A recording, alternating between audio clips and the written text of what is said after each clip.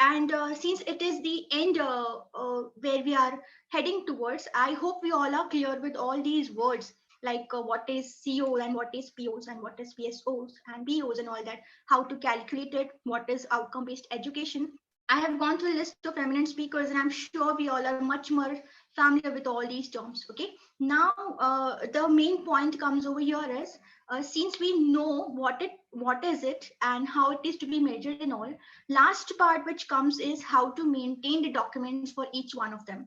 Okay, or at the end, what are the various requirements that we are supposed to comply as far as various regulatory authorities are considered.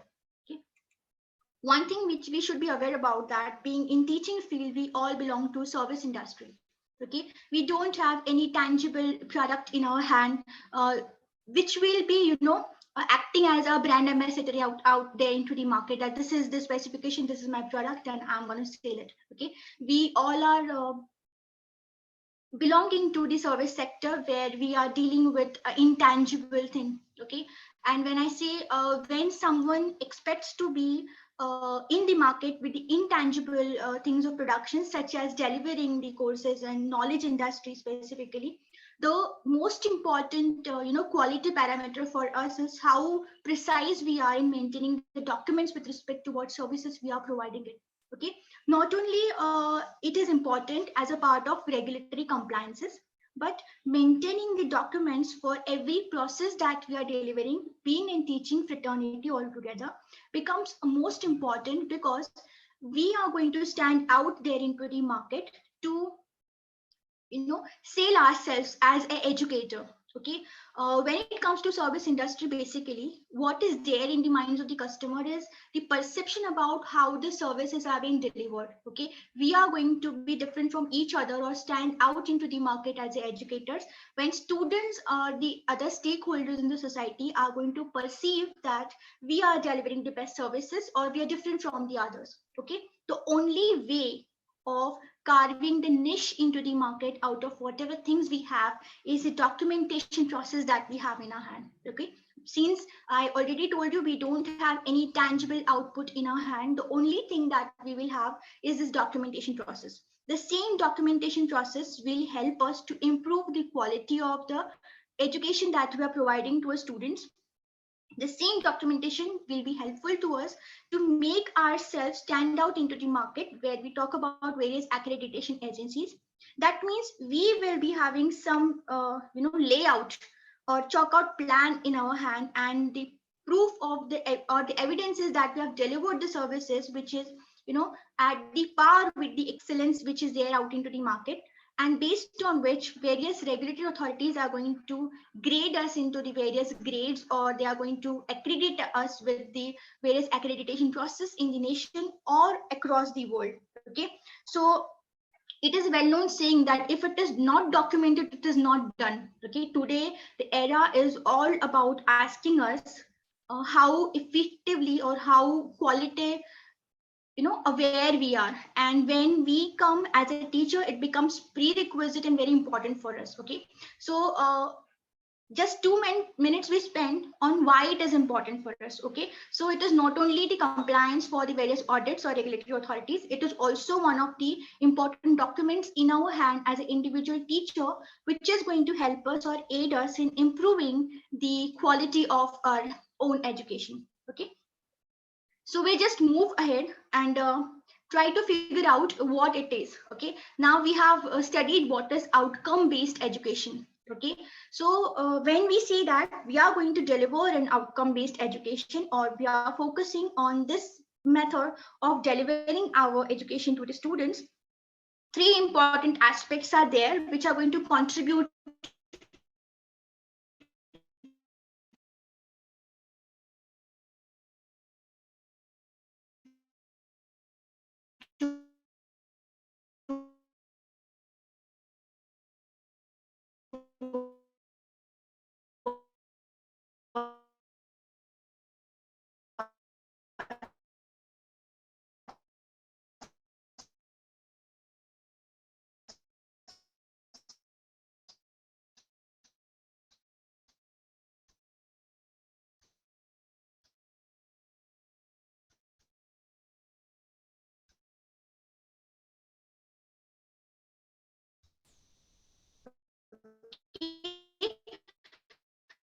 first aspect OBC, second is OBTL, that is out.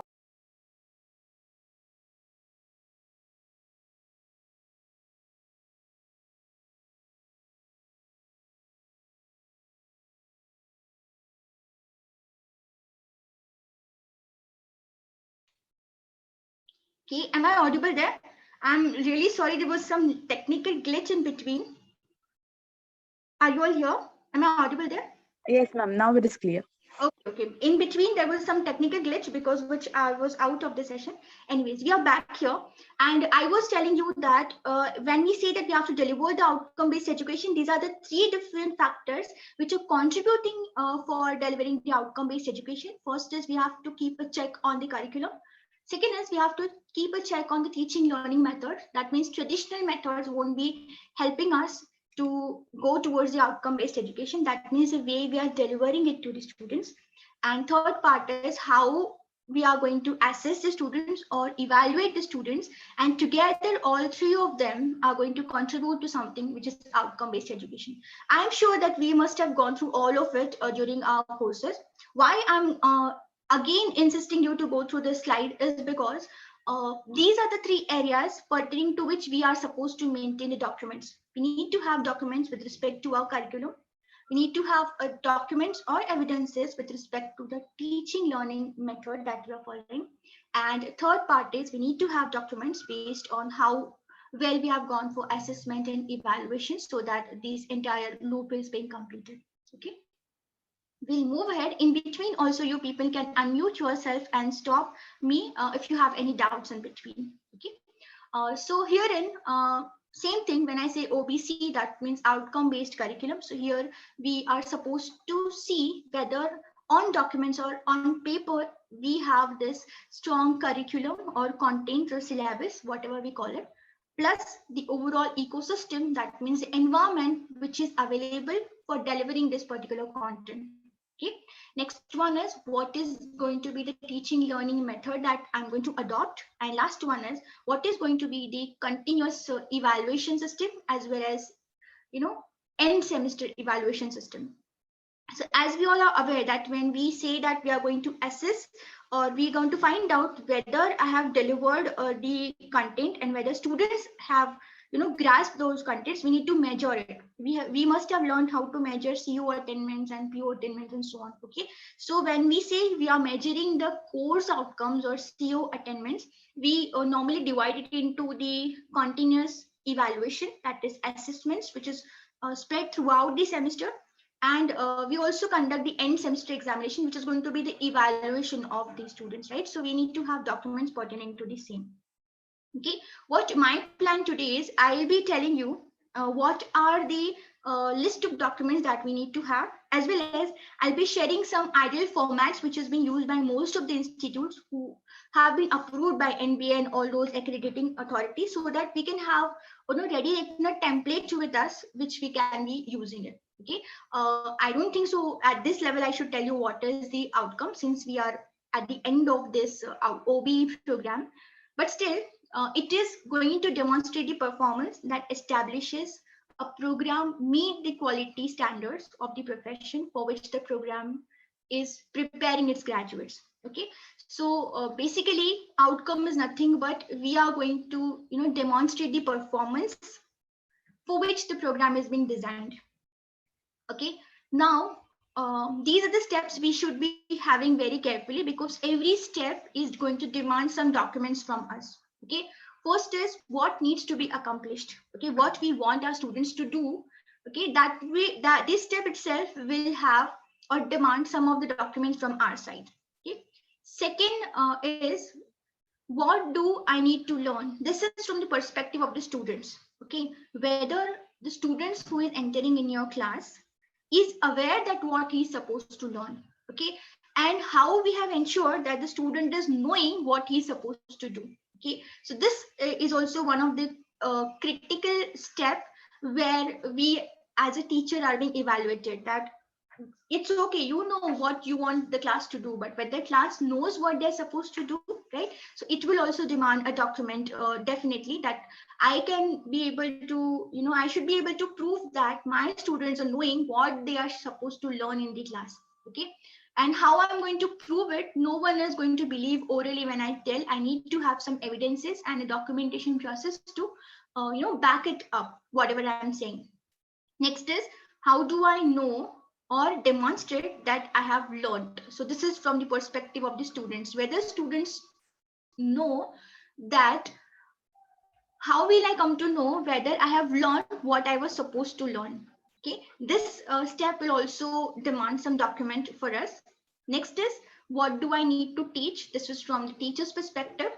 Okay, how do I know or verify that learners have learned?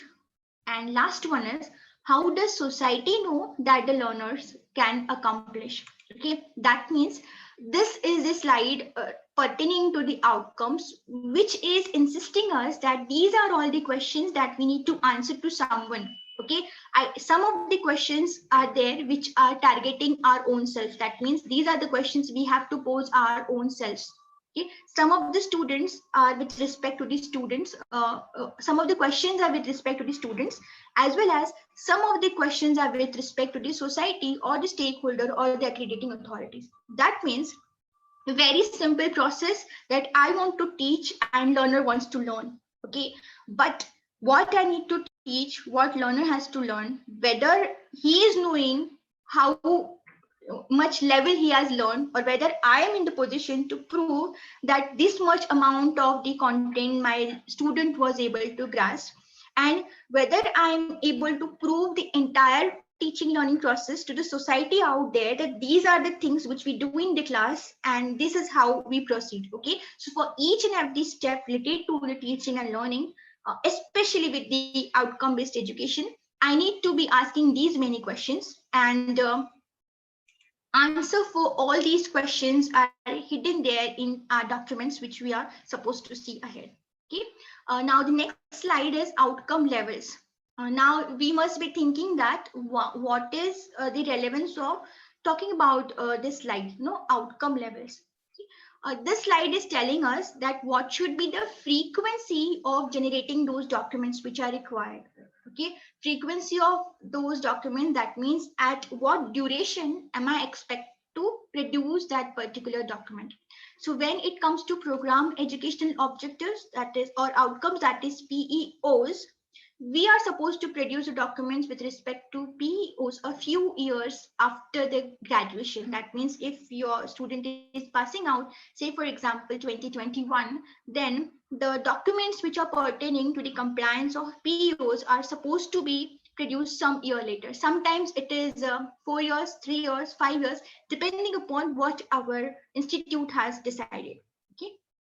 Next is POs, that is program outcomes. So when I'm supposed to produce documents related to program outcomes, it is at the time of the program completion. So if it is engineering degree, we have after 4 years, the student, when at the end semester, that means 8th semester, the student, when he's going to pass out, at that time, I should be in a position to produce all the documents related to this program outcomes. Okay, same thing is with respect to PSOs. We have understood that POs and PSOs are on the same level, right? So both POs, that is program outcomes, and program specific outcomes, documents pertaining to both of them needs to be generated when the student is about to complete his graduation or at the time when he completes his graduation. So if it is going to be 2-year course, at the end of 2 years, if it is going to be 3-year course, at the end of 3 years, and so on. Okay. Next is course outcomes. So when I'm supposed to produce the documents related to course outcomes, the answer is we should be able to produce documents related to course outcomes at the time of course completion, right? So if it is a trimester, some people complete the course within 3 months. If it is semester, we complete the course within 6 months and so on. Okay. The time which has been given to me by the authorities to complete that course, that entire time would be taken into consideration. And by the end of my course, I should be in the position to produce all the documents related to the course outcomes. Okay. You might have gone across some names such as topic learning outcome or session learning outcomes and unit learning outcomes. So if it is session learning outcome, I should be able to produce documents at the end of every session. And if it is unit learning outcome, I should be able to produce documents at the end of units. I've purposely not taken session learning outcomes and unit learning outcomes over here because they are aggregated into the course outcomes, right? Am I audible over there? If you have any doubts in between, please let me know so that I can proceed ahead. Even if my pace of explaining is fast, please do communicate so that I'll slow it down.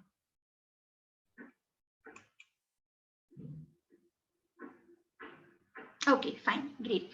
I have received feedback, so we'll just move ahead.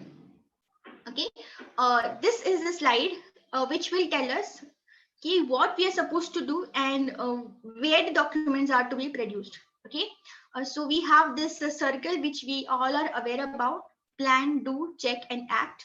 Okay, so at the planning level, do I need to produce a document? The answer is yes. Okay, so what are the documents that we will be needing at the planning?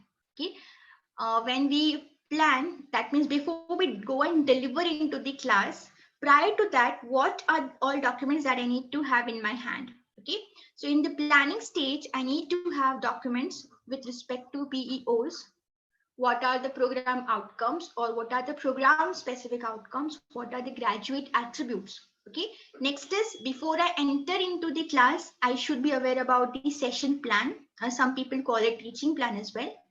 Then I should be also having with me, or I should have this lesson plans along with me. We should also have CCE, that is the continuous concurrent evaluation and end semester evaluation, and set attainment targets. Okay, we are aware that when we went to the session of course outcomes attainments, okay, so how to measure whether the course outcomes have attained or not. Okay, so at that particular time, we have come across this word that every time we are supposed to set the targets. Okay, now if I don't have target with me, will it be feasible for me to go in the class and deliver? The answer is no, because I should be knowing what is my target level, because my target level, my lesson plan, my concurrent evaluation methods, all these are going to act as input to something. Okay, and these all points are going to act as input to decide teaching learning method that I'm going to use to deliver this session in my class. Okay, if my course outcome is or some of the outcome that I've planned that students should be able to analyze. So for him to have that analytical ability, the teaching learning method that I'm selecting should be matching it up. Okay, so case study can be one of the ways which can be suiting up. Okay, just delivering a session and I'm expecting the students to go for exhibiting his analytical abilities won't work. That means my teaching learning method should be having a strong correlation, or it should match with whatever I've decided as far as my course plan, session plans, and all those things are considered, along with my set attainment targets. Then how I'm going to assess the students and what is going to be the evaluation. Okay, these are the things which will be there when I'm going to actually execute the things into the market. So these are going to be the plans available with me. Thereafter, I'm going to actually deliver these things into the class, assess the students, and evaluate their performance. After that is done, will I need documents in the do stage? So answer is yes. I will be needing the documents in this do stage as well. Documents pertaining to how I've delivered, documents pertaining to how I have assessed, and how I have evaluated. Okay. Next is check. I mean, whatever we have planned, then we have delivered, whether it was successful. So the success of it would be measured in terms of course outcomes, program outcomes, and program educational outcomes. Now, as I just told you, we will be having, or we have course outcomes in our hand at the end of the course. We have program outcomes attainments in our hand at the end of the program, and POs would be later somewhere after the graduates have there into the market to perform something. Okay, so once I have these attainments with in my hand, what I'm supposed to do. So these, will I need documents pertaining to CO attainment, PO attainment, and PO attainment? Answer is yes. We will be needing documents pertaining to that. Okay, and then with the help of these documents, these are going to act as input for us to act in the next cycle. Okay, And act means what I'm supposed to do. So I will have a number of actions based on what are the results. Okay, if the CEO attainment is not there, what am I supposed to do to attain it?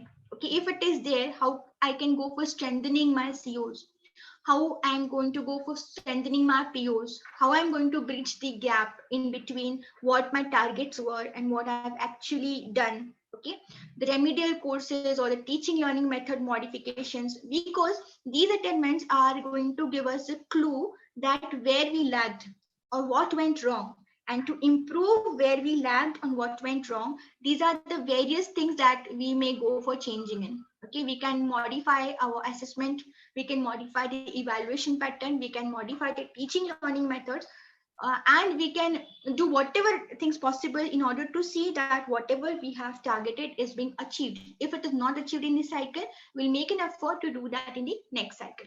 Okay, so we are moving ahead with the slide.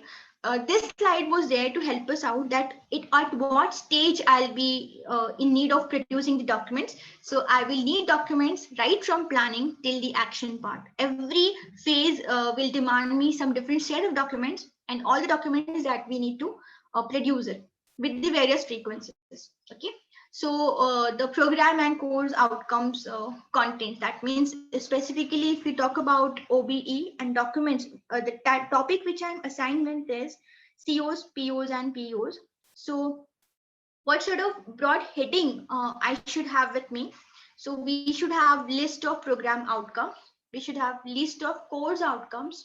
Okay, then we should have COPO matrices. That means what will happen here is we are going to map our course outcomes with these program outcomes. Okay, then I will be mapping my COs, that is course outcomes, with POs. Then I will have direct and indirect attainment of the POs, and at last I will have attainment of the course outcomes. Okay, so this is what is roughly bird's eye view of what are the different heads where we will be needing our documents. Okay, now we come specifically to exactly documents कौन से होने वाले हैं या फिर which are the documents and what should be the style of every document. Okay, now the last part of it was, if you see carefully, is the course outcomes. Okay, for reaching to the mission or vision or the PEOs of a department, the start or beginning point is the course outcomes. Okay, everything flows in from the course, and then we are able to achieve what we are supposed to achieve. Okay, so actual execution part takes place in the course. Okay, that is the base of the pyramid, and the top of the pyramid is a vision of our department, right? So we will be just beginning with the base, that when I'm starting with the course or course outcomes is going to form a base. So what are the documents pertaining to course outcome I'll be in need to maintain? Okay, so there are I have divided the slide into two different categories. First is some documents needs to be maintained at department level, and other part of the slide is telling me the documents which needs to be prepared by the faculties themselves. Okay, so every faculty needs to maintain some documents pertaining to COs, and there are some documents which are maintained at the department level. So from all the participants who are available here, they might be aware that people or the staff who is being assigned with this responsibility of calculating COs and POs of the department, whomsoever is in this portfolio, needs to maintain some documents at the department level. Okay, so first we'll focus on the documents which need to be maintained at department level pertaining to course outcomes, and then we will move to the individual faculty level. Okay, so department level, what documents I need to have? So first document I need to have at department level is CO validation proof. Okay, now what is this CO validation proof? I'll just show you. Okay, the most important steps to begin with. Now what happens is every institute has one committee, and that committee is appointed to get the COs approved. Okay, whatever COs are decided by the faculties, are these COs in line with what is expected out there or what is demanded by this outcome based education? If they are not there, it is revised. The COs are being revised and they are modified, and it is being made ensured that the COs are approved by somebody. Okay, the standard process which every accrediting authority which is expecting is, if they tell you, show me your COs of the department, the first thing that they'll ask you whether these COs are validated or the COs are approved. Okay, now I just told you we need to form one committee which would be responsible. Mostly senior members in the institute has this responsibility to go for validating the COs. Individual faculty will prepare the course outcome statements. They'll submit it to this CO validation committee, and CO validation committee is going to assess.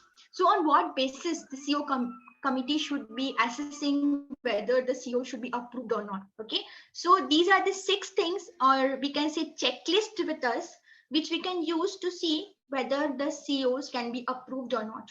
Okay, very first thing, does the CO begin with an action verb? Okay, we can easily identify the COs which are wrongly framed.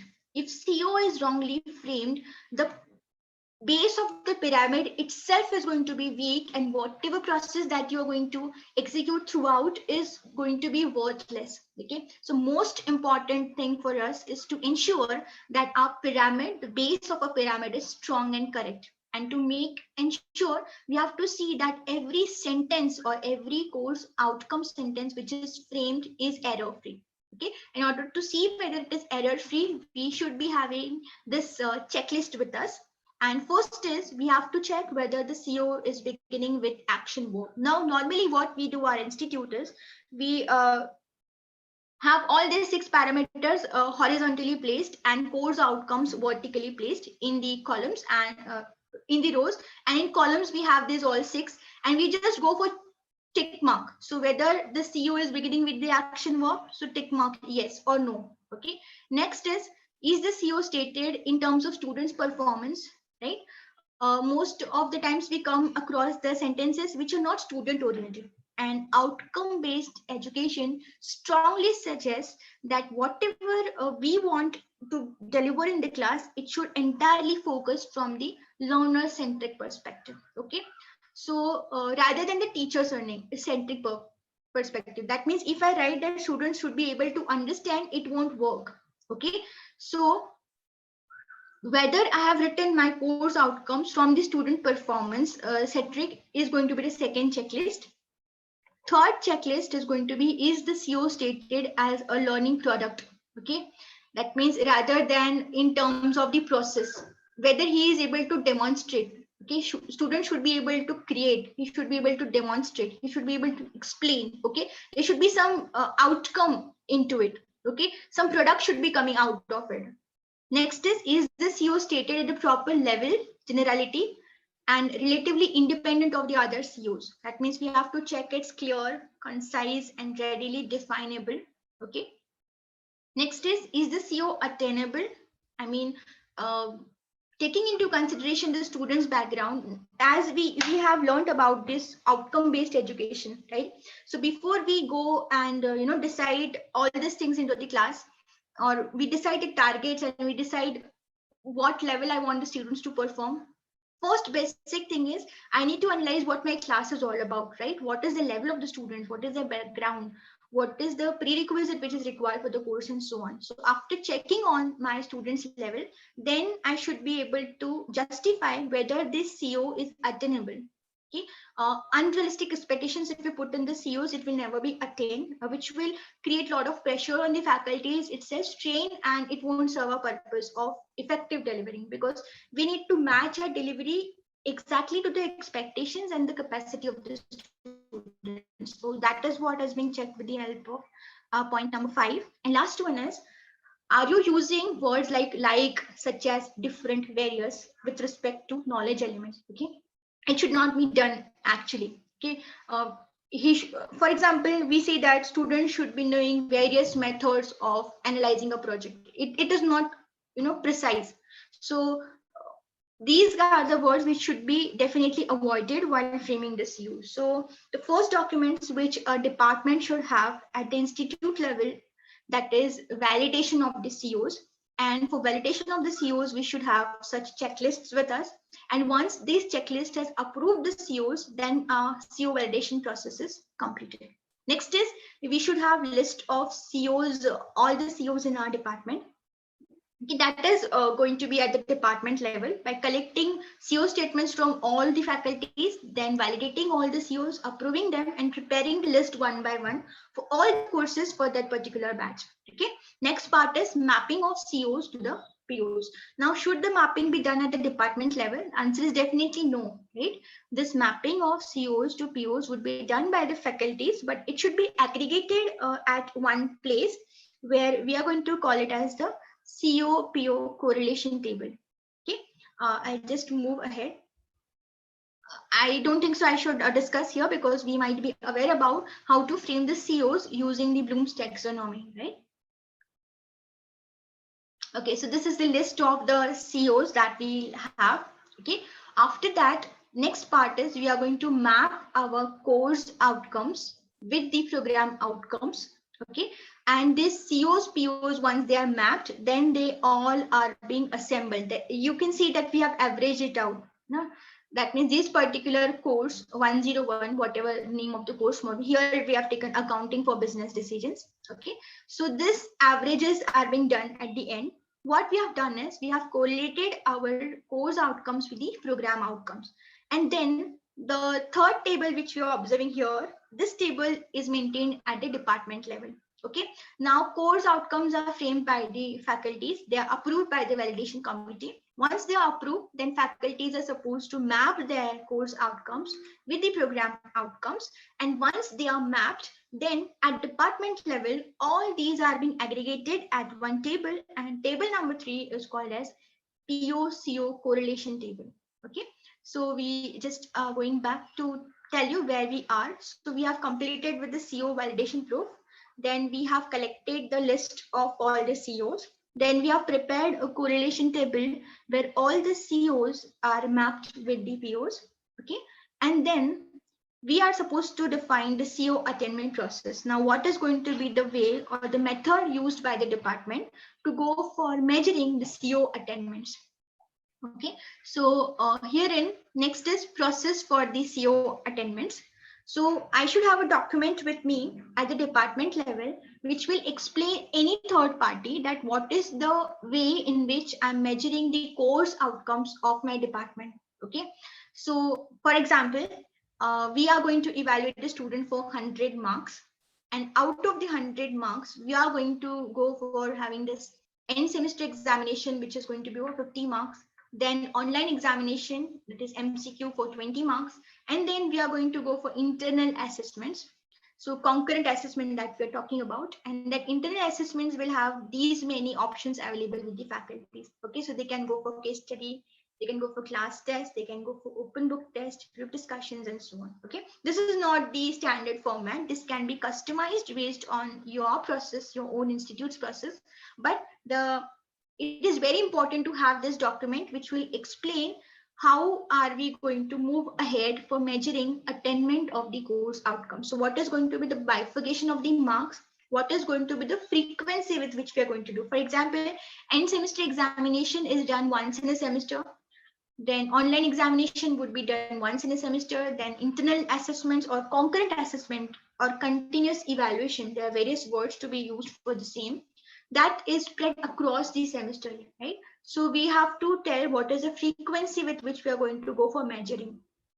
Okay, so at the end of every assessment that we perform, we will be having some output in a hand in terms of marks, and that marks can be used to measure the COs, which will help the faculty to identify how much the content is being delivered and how effectively the content is being delivered, whether there is any need to modify or improve some thing so that the delivery would be made more effective.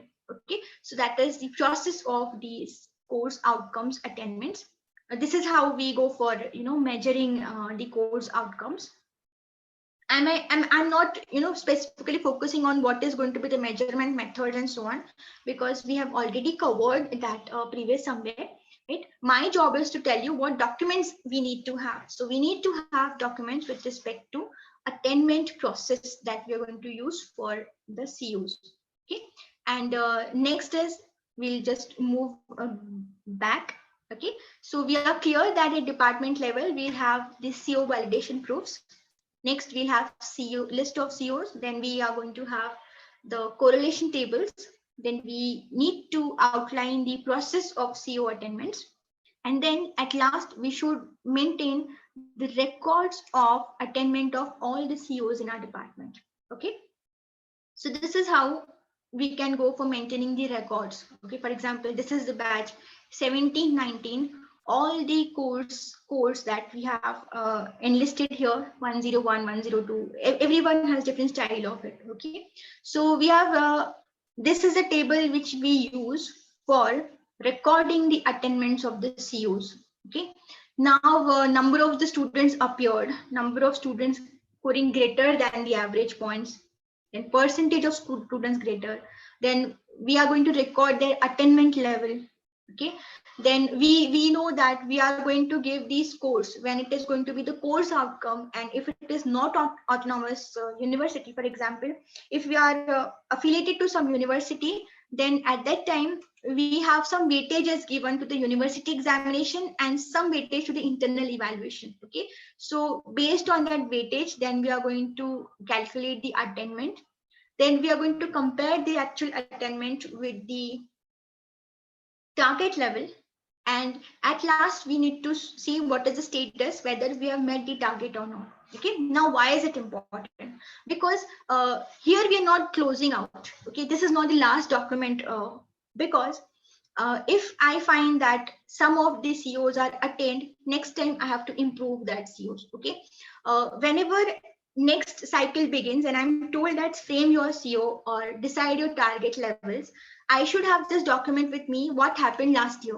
Okay, whether it was achieved. If it was achieved, I need to revise my target. Okay, and if it was not achieved, for example, here I have not achieved my target, and at that time my target was 1 and actual attainment was 0.6, so your target was not achieved. So what the faculty has done, what was the action plan taken to see that the target would be achieved. Okay, so this is the document which is going to readily, at a glimpse you can easily find out which are the courses in your particular program which have attained the targets, which have not attained the targets, and what changes at the department level you should be able to initiate in the next cycle. Okay, so this was all about the documents which we are supposed to maintain at the department level. Okay, I hope it is clear. If you have any doubts in between, please let me know. Shall I proceed? If you have any doubts, you can just let me know.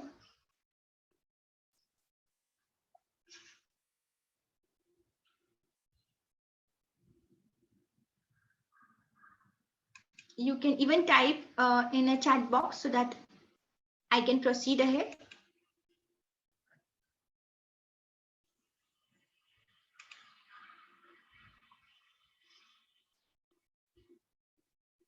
Okay, fine. So many of are saying no doubts. Thank you so much for responding back. Okay, so since we are clear with what documents pertaining to COs we need to maintain at the department level, now we move to the individual faculty level. This should be, most important what we can say phase of our discussion. Every faculty, irrespective of what level you're working in the organization, we need to have these documents with us when we are claiming that we are delivering outcome-based education. So whomsoever says that we are in the institute, we follow outcome-based education, these is the minimum basic requirement that I should be able to produce whenever someone asks me. Okay. Normally people say that maintaining so many documents makes the job of the faculty tiresome and all, but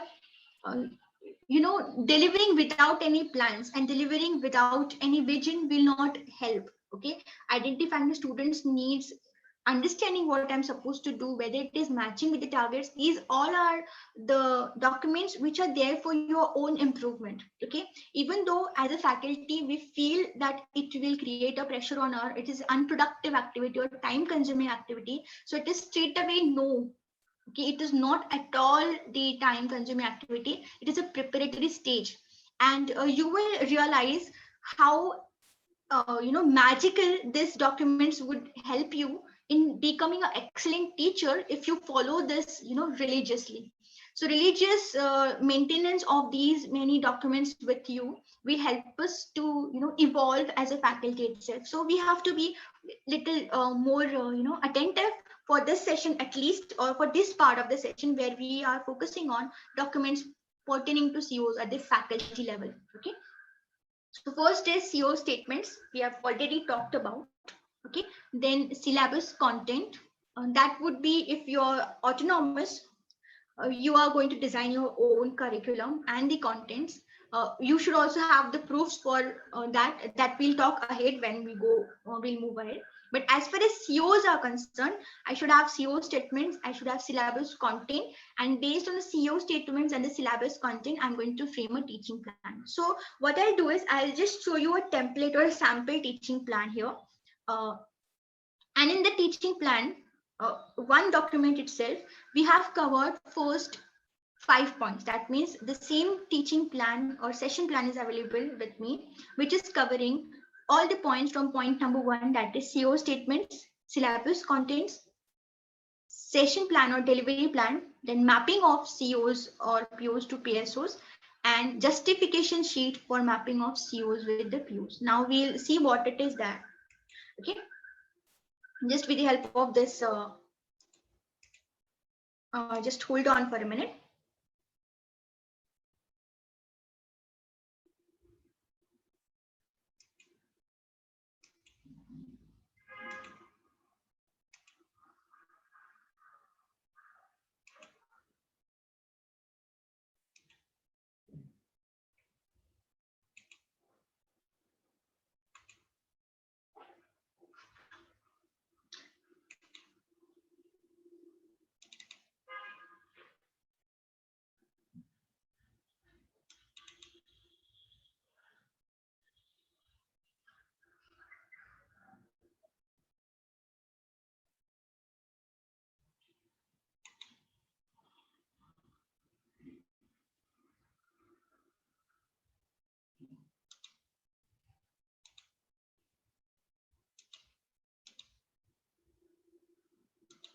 I just hold on for a minute. I'm just sharing the document. I don't know why it is not getting shared.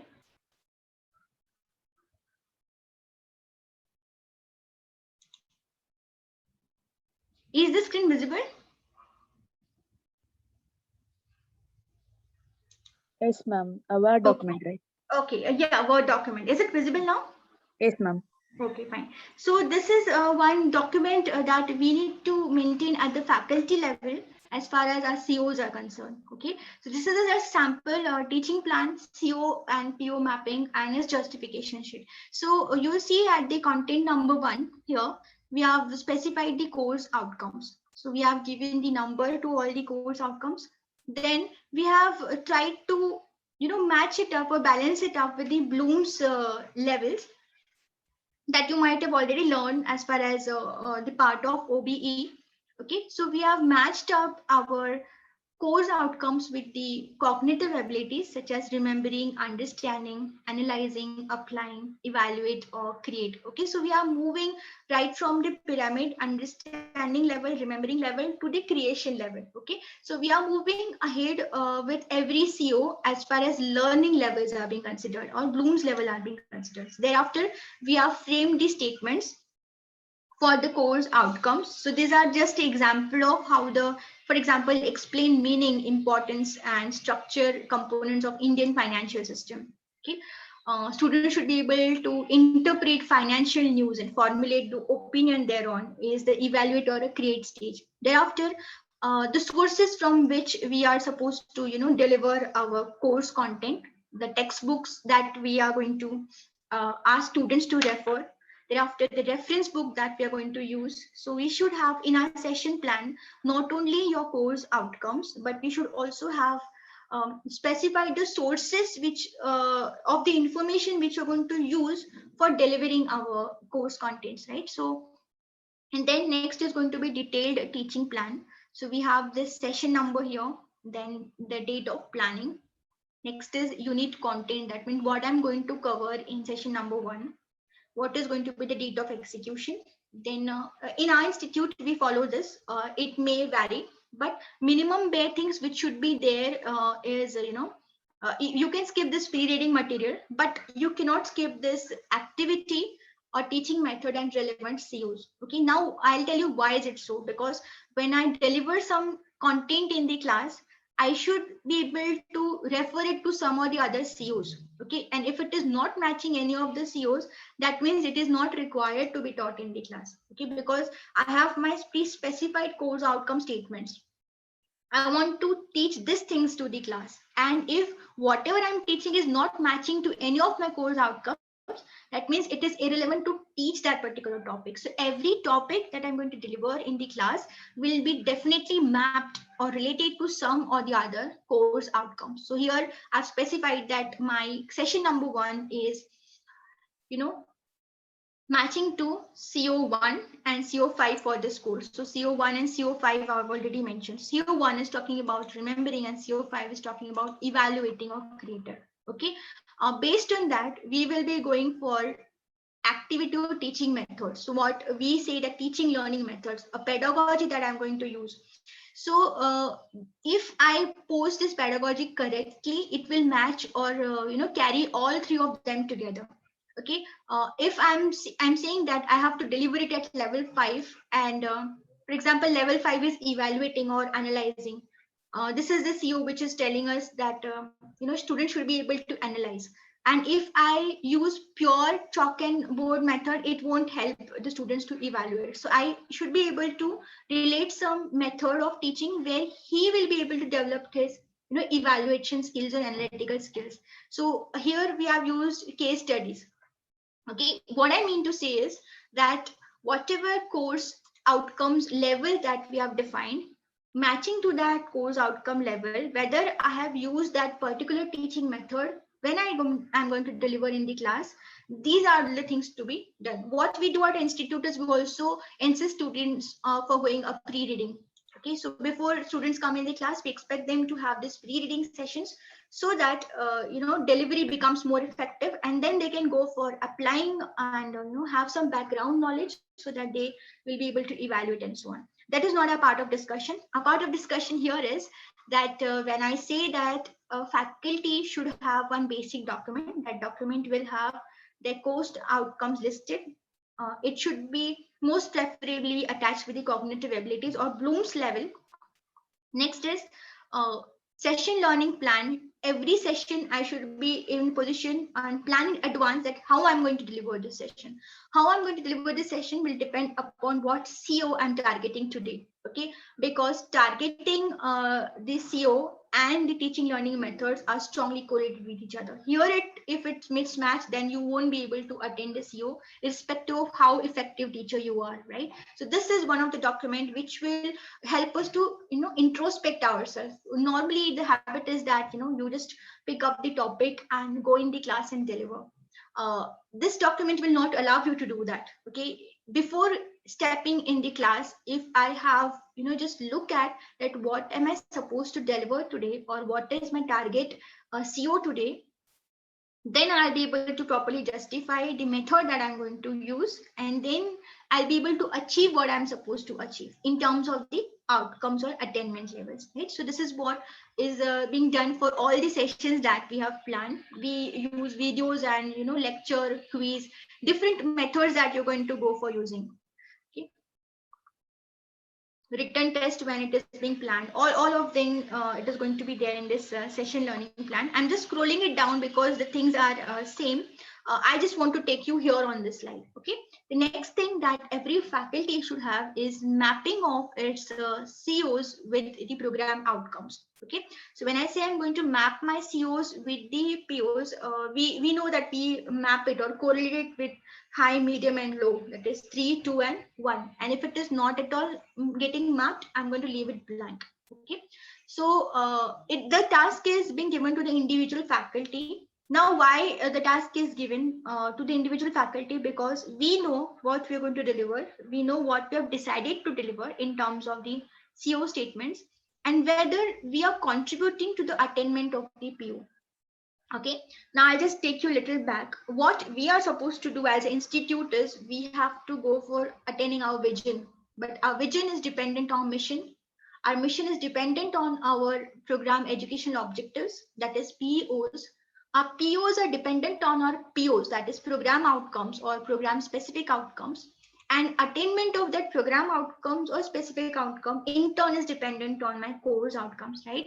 So here is a first linking where I begin my course, then I'm going to map my course to the program outcomes. Here I am to decide whether my course is contributing for attainment of any of the POs. Okay, if it is not, then I should be here. Here you can easily find out that my course is doing nothing to attain PO3.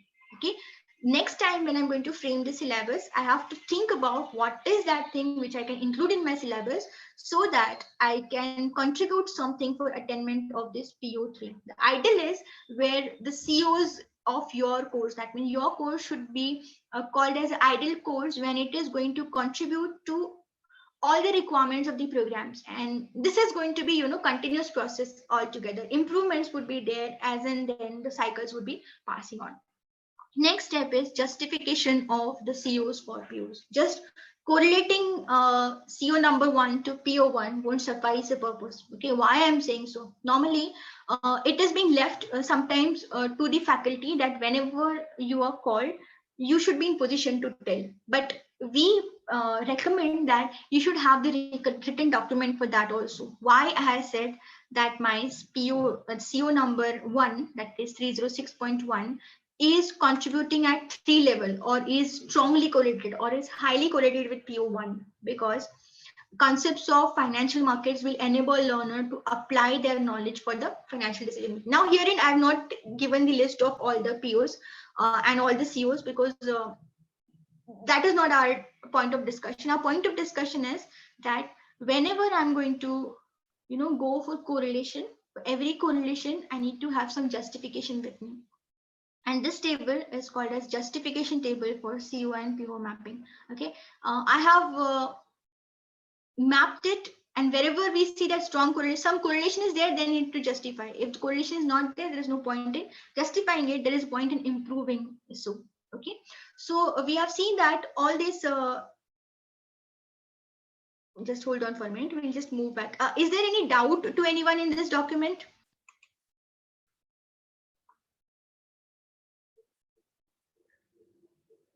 If at all you are not able to understand anything, because we are moving back to the slides now, I'll be going for the presentations. Okay, thank you so much. We'll just move back to the presentations and let's go for new sharing.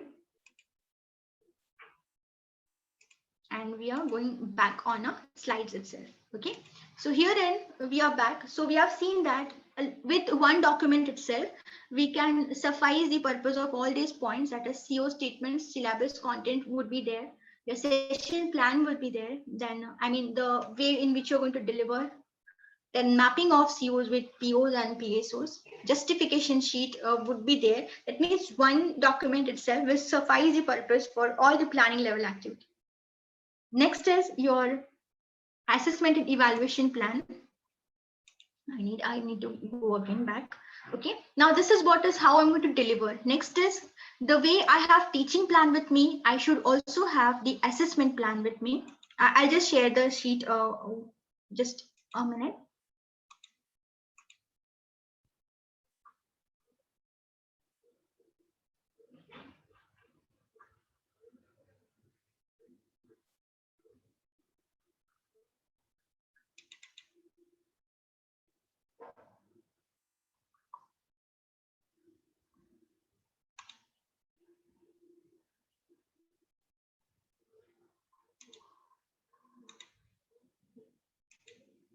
Okay, I hope now the screen is visible with the new Word document.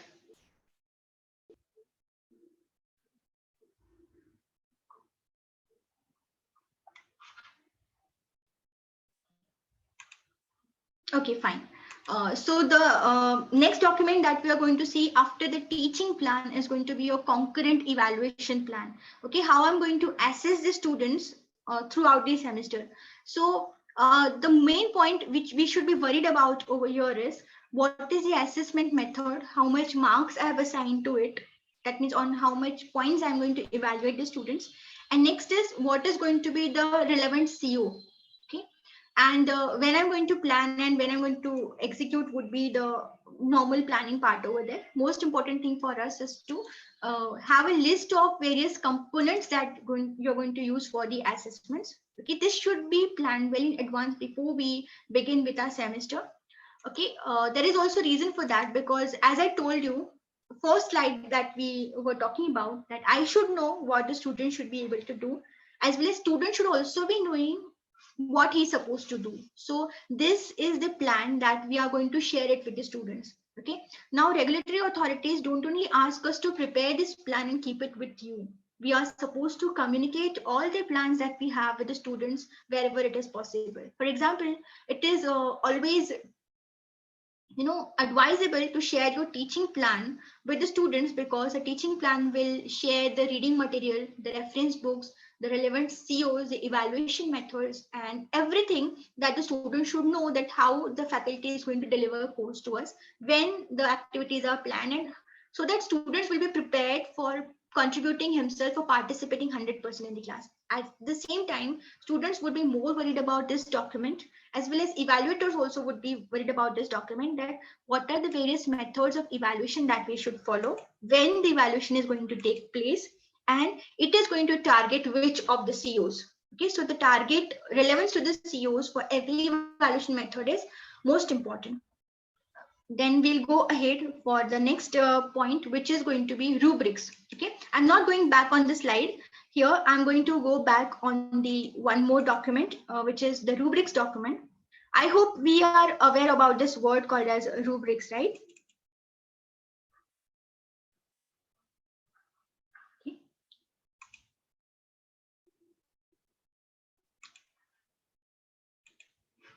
Okay.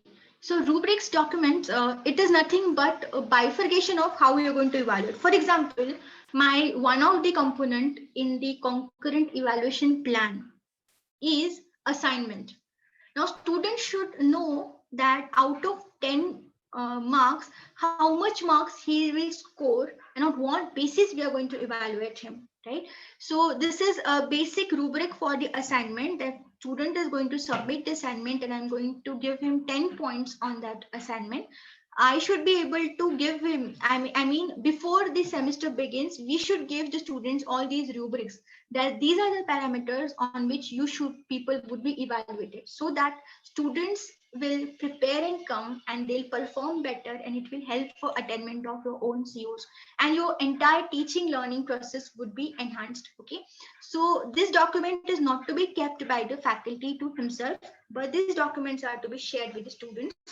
Herein, the performance level, a performance indicator, and the level of his performance. So students should know what will be the marks that I'll get. Okay, so even if student submits the assignment and he himself refers to these rubrics, he should be in a position to evaluate how much marks he'll get. Or if students comes to you, why I'm assigned with 5 marks or why I'm assigned with 9 marks, we should have a proper justification with us. Okay, manually using this rubrics is a little difficult, but if you automate this rubrics with the help of Excel sheet, it becomes very easy. And this is going to be, one of the most appreciated document when it comes to the accrediting authorities such as NBA and NAC. Okay, none of the things will move ahead without you have a standard rubrics in your hands. Okay, now we'll understand why this rubrics is so important. The rubrics is telling us the transparency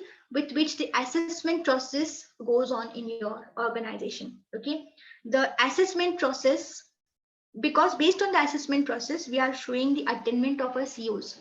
And based on the attainment of COs, all other targets in our institute is being mapped. For example, program outcomes is dependent on your outcomes. A CO, that is course outcomes, your PUs are dependent, your mission is dependent, and your vision is dependent. Okay, so everything at the top of the pyramid is dependent on the course outcomes, and course outcomes in turn are dependent on assessment and evaluation patterns, right? So it becomes really very important to have this document, which will suffice the quality aspects of your process of documents or verification and all. Okay. One more thing that I would like to show you here is the after this concurrent evaluation is being completed, then we go for end semester examination, right? And in end semester examination, we are just hold on for a minute. Okay, so this is I hope this slide is visible to all of you. Okay, that's great. Okay, so after your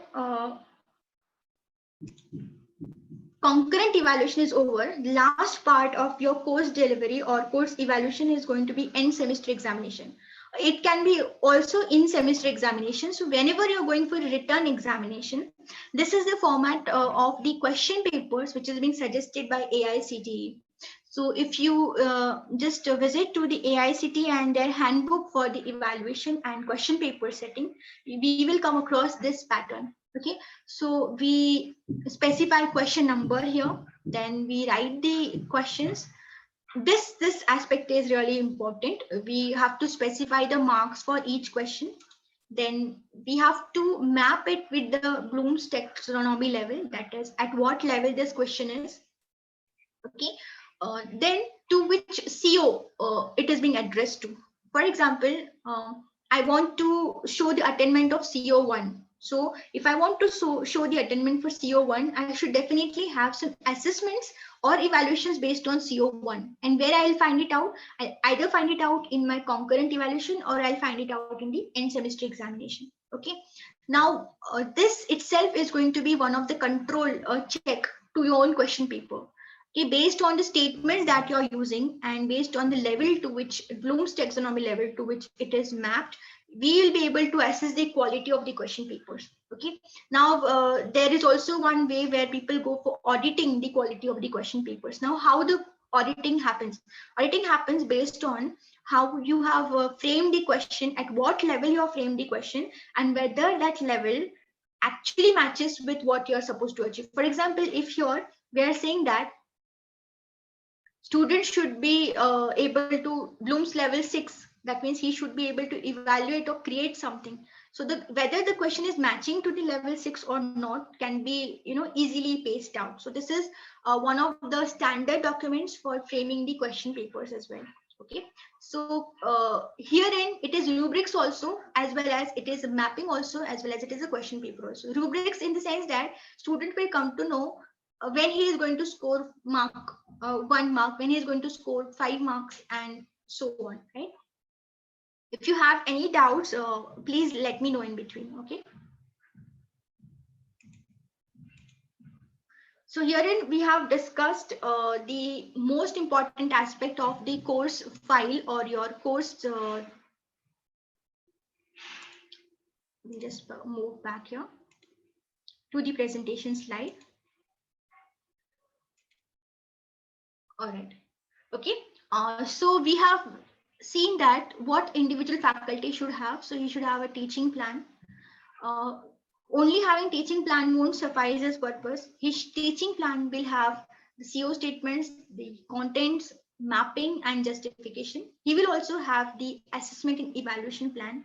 Now, whether only possessing assessment and evaluation plan will suffice our purpose, the answer is no. Okay. Along with that, we need to have rubrics with us. I just show you how the rubrics looks like. Okay. Every concurrent evaluation or every assessment method that I'm going to use in the class, it will have a standard rubrics. No, what is normal practice is these rubrics are not prepared by the course teacher. Okay, the rubrics are maintained at the department level. That means there is an inventory or stock of the rubrics which is being maintained by the department. And one standard rubric is, for example, if your department or your institute is using one parameter as presentation, okay, so every faculty will not have a different rubric for the presentation. The rubric for the presentation would be same across all the faculties. A standard document would be used. Why is it so? Because the rubric is expecting us to be, come for the evaluation at a uniform level. A perception-based evaluation should be minimized, and there should be standard way in which one should be evaluated. For irrespective of whether the faculty changes or whether the student changes, the performance evaluation parameters are set by the rubrics, and assessment would be only done based on that rubrics. Okay.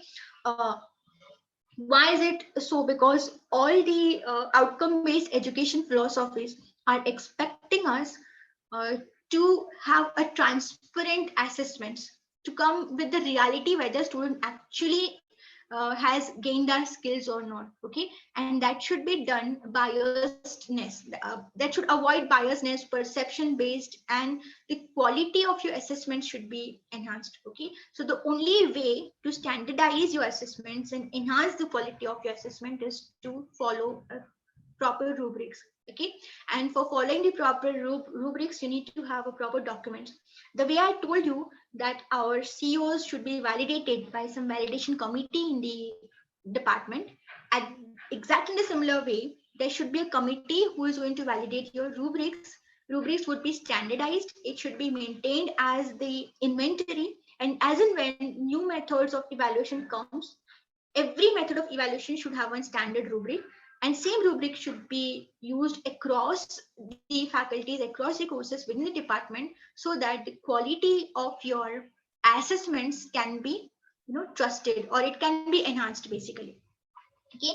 I just showed you how to map your questions to the COs, and then next is the CO attainment sheet. Okay, I'll just have to move back again to show you one Excel sheet where we go for displaying the contents or documents regarding this CO attainments and CO loop closure. Okay, I'll just exit from this screen and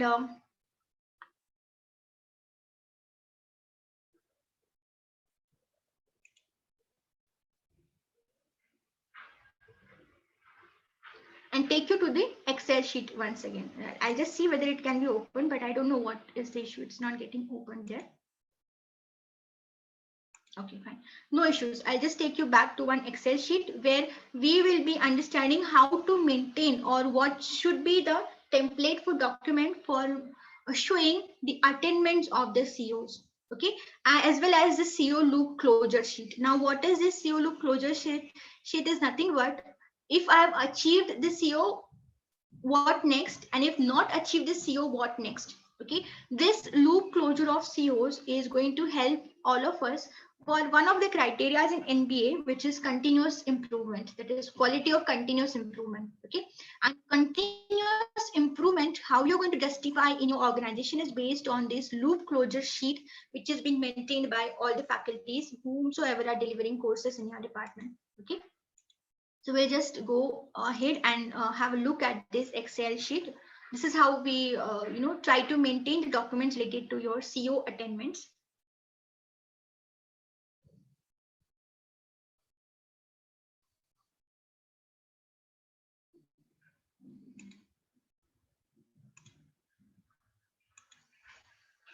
Okay. Now I hope the screen is visible to all of you. Excel sheet I have shared right now.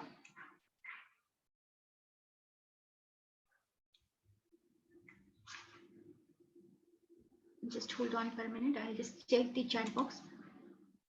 Okay, great.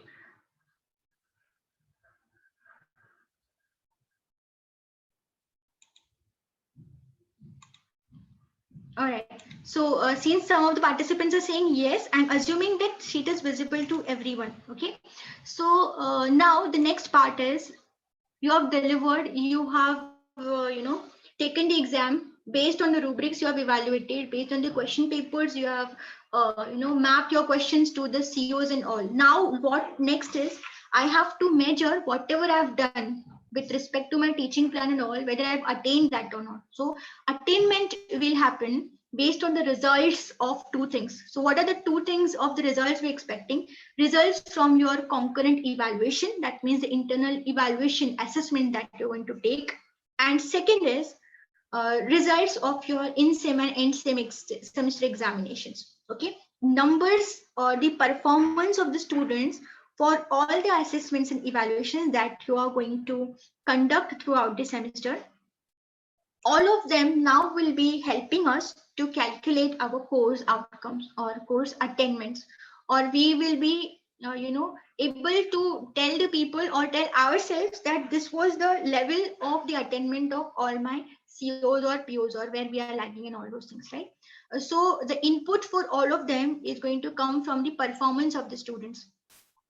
Earlier step, we have ensured that if we use the proper format for setting question papers, and if we use the proper rubrics, if we have strongly framed COs, and if we have matching teaching learning methods, all of them grouped together will help us to see now how the student has performed and the marks that he has received in all the concurrent assessments and all that we're going to assemble together to calculate something which is called as the course attainments. Okay, I hope you have studied how to attend the or how to calculate the COs. Yes or no?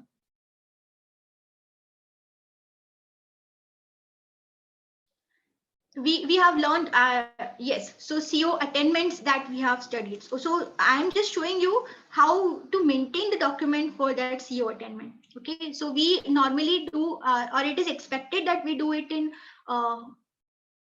Excel sheet, because Excel sheet will reduce our job of calculations and all those things. So we normally insist people for using the Excel sheets in order to go for maintain the documents with respect to your CO attainments. Okay, there are two ways normally. Some people go for using ERP and softwares to maintain all this so that we don't have to do anything manually, but the information is to be fed over there also. Okay, so here what we have done is, for example, we have done two concurrent assessments. So we have concurrent assessment number 1 was mapped to CO2, and concurrent assessment number 2 was mapped to CO3. We have included maximum marks for the concurrent assessment was 5. Okay, target marks. Now we always set the target for attainment of the CO, threshold limit we do set. So this is my threshold limit, that 4 is my target marks and 5 is the maximum marks for this particular CO. You might be thinking that it is quite higher. We have kept it higher because the level of CO is little lower. Just remembering and understanding can be expected to have 4 marks out of 5. Okay, this is the actual performance of the students. Now here, in what we have done is total number of students who have were there on the roll, total number of students who are present.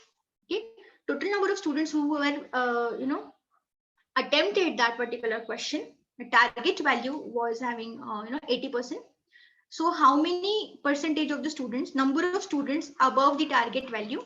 So they say that out of 61 students, 22 students were there above 4, which was your target value. So we have converted into the percentage. Okay, 22 out of 61 total who have attempted, and this is the percentage. Okay, now we will come across rubrics here also. Okay, rubrics means how much marks to be assigned when, what is the performance criteria or indicator which will help us to assign the marks. So we will see that when I say rubrics for concurrent assessment, I have specified a rubrics here. Okay, these are the orange colors and all these. This is the line where attainment level would be done. So what happens is, we have set a target. If 70% of the students are greater than 80%, then I say that I have attained level 3. Okay, if 60% of the class is greater than 4, that means greater than 80%, then level 2. And if 50% of the class is greater than 80, I'll say level 1. But here what has happened is only 36% of the students are above my target level, that is threshold limit of 4. That is why it is 0.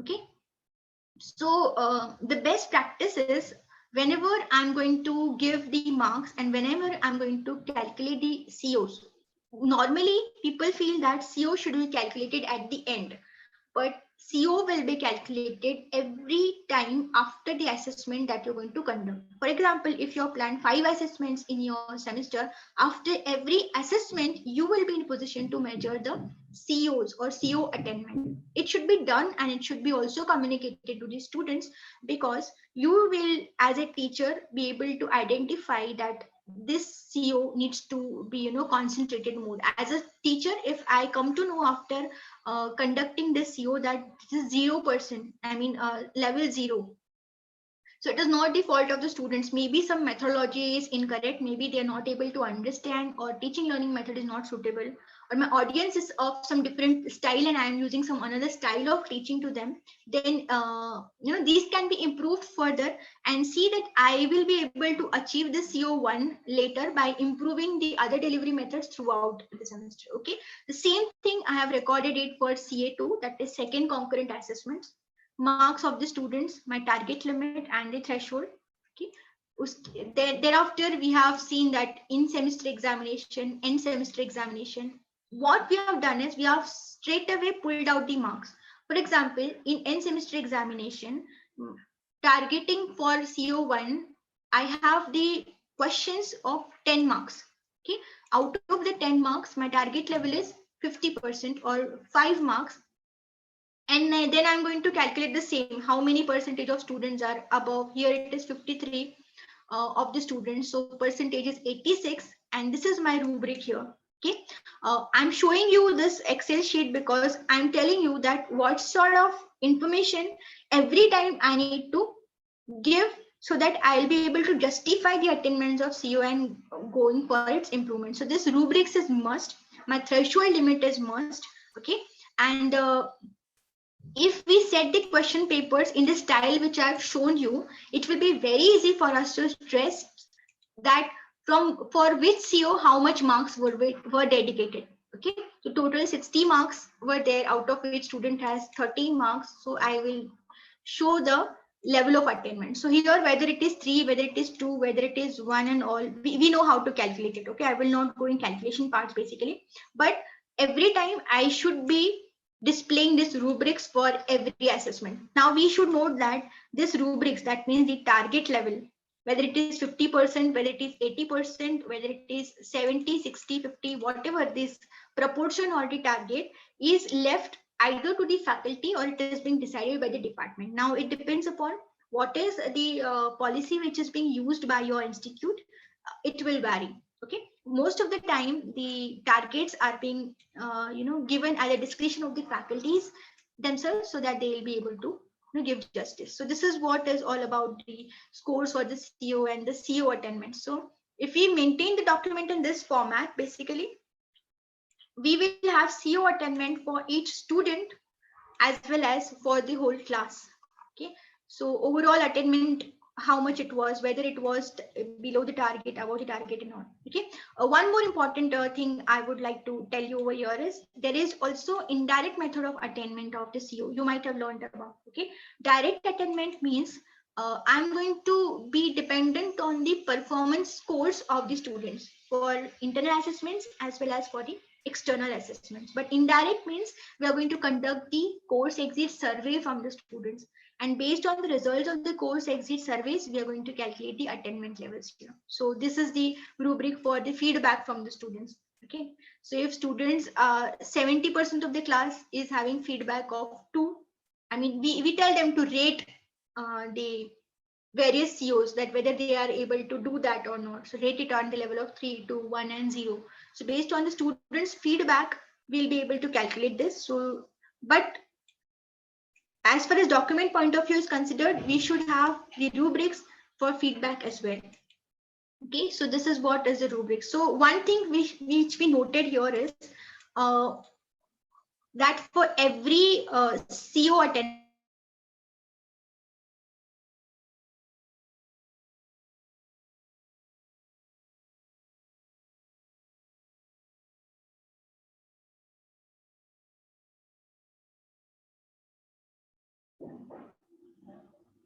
okay, am I audible there?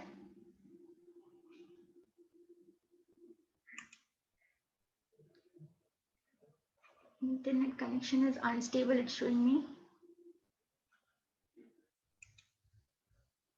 Okay, fine. So one more thing that I would like to tell you is that this is not the end. Okay, once I've calculated my COs, then I will show the attainment of the COs.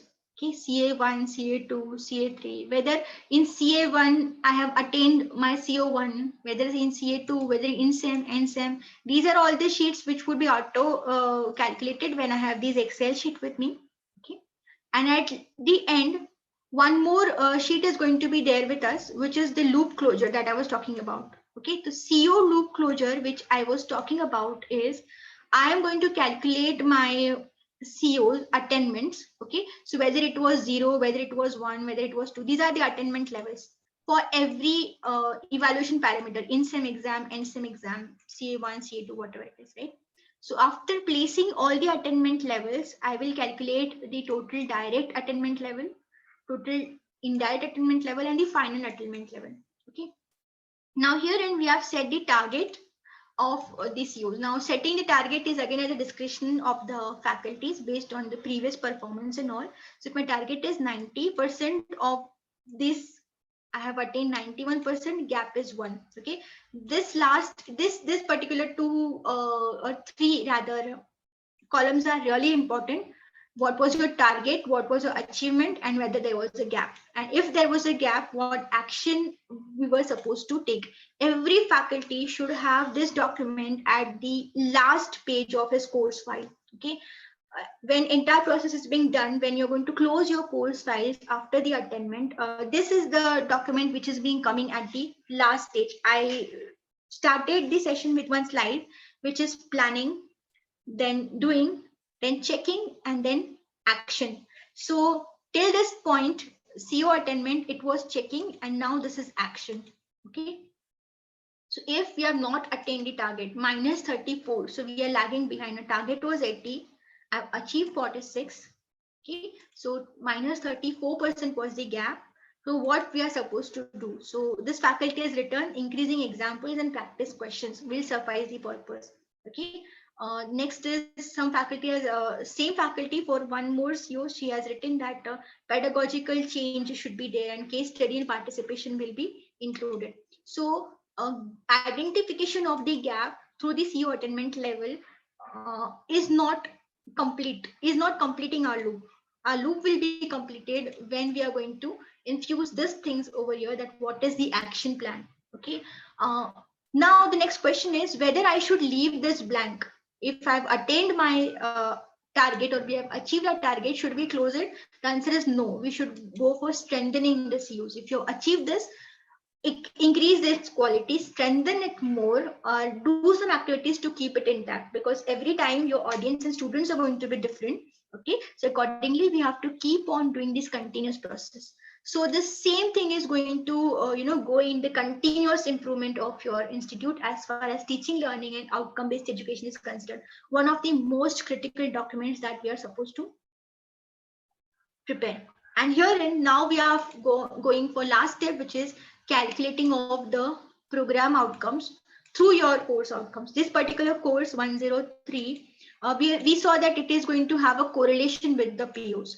Okay, correlation level is being shown in the yellow color here. Attainment level is shown in this column over here in the pink color. And then what we have done is multiplication we have done. Okay, 2.73 multiplied by 1, its correlation level, and the summation that we're going to go for, and we're going to get this attainment level. So we will see that this particular course has contributed to 1.66 for PO1, okay, 1.22 for PO2, 0.15 for PO3, and so on. Okay, so this is going to be the document which is going to be for use for the PO attainments, not for the CO attainments, but then still it is important because these are the numbers which we'll be needing for the PO attainment documents. Okay, so I'll just switch on the slide again. Since we have covered the documents pertaining to COs, right, we'll move ahead. If you don't have any doubts, we'll go for watching what are the documents that we will be needing pertaining to program outcomes. Okay, so at least we are clear that as a faculty what sort of documents are expected out of me when it comes to COs, POs, as well as the outcome based education. Okay, we'll move ahead. Next is documents pertaining to POs or program outcomes. Okay, so this is the list of the documents that we are supposed to have. List of program outcomes, then PO validation evidences, mapping of COs with POs, okay, process for PO attainments, direct and indirect attainment of the POs, and attainment of the program outcomes. PO loop closure. Okay, so it is not only that we will maintain the documents at the CO level, we should also maintain the document at the PO level. Okay, only validation of CO is not important. Validation of PO is also equally important. Okay, then mapping of COs with POs, we are going to get it from the faculties. We should be in the position to specify what is the PO attainment process, what are the direct and indirect attainment of the POs, and attainment of the program outcomes. So documents pertaining to everything over there. Okay. So there are two important documents that I need to show you, which is on the Word format. But before that, we'll just go for the other documents here. Okay. This is nothing but the process which are being used for the measurement of POs. Okay, you have direct assessment methods and indirect assessment methods. Direct assessment methods means you are going to get the attainment from the course outcomes, okay, from the marks, that is end semester examination, online, concurrent assessment, summer internships, and so on. Indirect means we are going to conduct the surveys. So the surveys may be graduate exit surveys, then parents feedback or parent survey, co-curricular activity survey. Some people go for employer survey as well, but employer surveys is to be done for calculating of PEOs, that is program educational objective. Once your alumni works in the industry for 2 or 3 years, after that you're going to collect the employer survey to measure the attainment level of the PEOs basically. Okay, so the tools used for the measurement of PO should be there ready in your hand. Okay, how you're going to calculate the direct attainment of the program outcomes. So we are going to define COs, then map the COs, then correlate COs with POs, then calculate attainment of each COs, and then measure the direct attainment level for each POs. I've just shown you the documents in the Excel sheet for all of them, right? This is what is your course outcomes, then the mapping of the course outcomes, then correlation table, and then direct attainment. Okay, so this is how we are going to maintain the document for your program outcomes. We will have list of all the course, list of all the courses, attainment level of all the courses, that is index attainment level of all the courses, then correlation table, and then we will find out how much the course number 1 has contributed to PO1, PO2, PO3, and so on. Okay. Then indirect attainment of the program outcomes. That means what is the outcome that we have achieved through the exit surveys, such as graduate exit surveys, feedback on parents feedback, and all those. I have documents to be shown for these purpose also. Matlab, which documents we need to maintain for showing the indirect attainments of the program outcomes. Okay, and if there are some gaps, for example, my target was 3 and I have achieved 2.2, then there was a gap. And for filling up the gap, what I have done. So for gap filling or curriculum gap filling, we should be able to produce documents over and above what we have done in the curriculum. That what are the training programs and workshops. Okay. Herein, for every training that you're conducting in your organization, every workshop or every industrial visit that you're planning, whatever activities you're planning, okay, each and every activity should be mapped to the program outcomes or PEOs of your department, so that you will be achieving all that. Okay, so in summary, what I mean to say is everything that you're going to do in your organization, right from training programs till any guest lectures or online lectures, unless it is mapped to any of the program outcomes, it would be worthless to conduct that particular activity. Okay, so none of the things in your institution should be carried away without having its reference or relevance to any of the program outcomes. And you should have a proper document which will justify its correlation and the attainment levels as well. Now we will see that how we are going to calculate the training programs attainment levels. So the way we go for indirect attainment, like having feedbacks and course exit surveys, okay, questionnaires and all, same thing can be used for the trainings, workshops, your guest lectures, your industrial visits, and all those activities. Okay, and this is how we can show the gap filling process for your department. Okay, before we go for the PEOs, I just want to show you one important document which is related to this PO validation. Just give me a minute and I'll show you the document, how to go for the PO validation.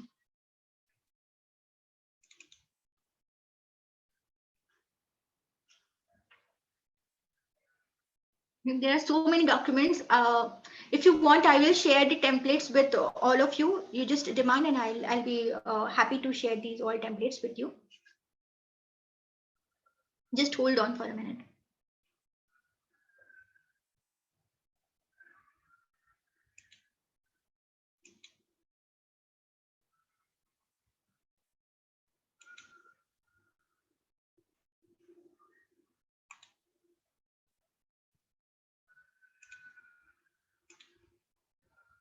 Okay.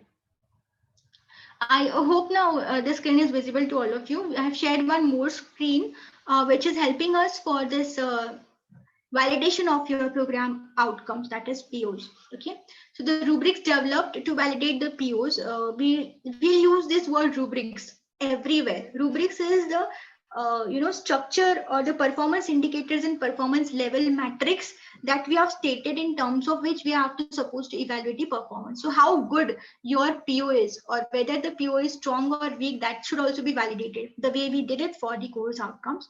So these are the steps we need to follow. Establishing the correlation between PEOs and POs. Okay. Define the target attainment level of your program outcomes. Then defining the course outcomes for each courses. Establishing the correlation, calculating the attainments, and comparing the PO attainments with the target level. And at the end, state the action plan or the corrective measures to improve the target attainment levels. Just hold on for a minute. There is sound.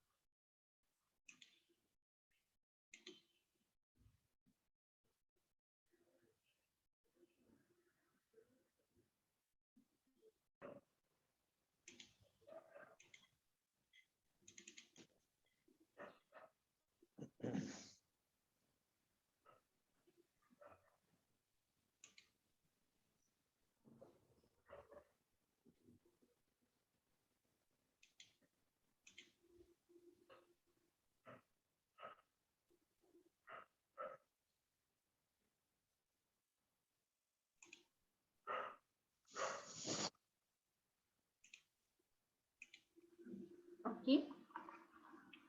There was a little technical glitch over here. I'm extremely sorry for that. Okay, so first thing is we are going to establish the correlation between POs and PEOs. That is mapping of your program outcomes with the program educational objectives.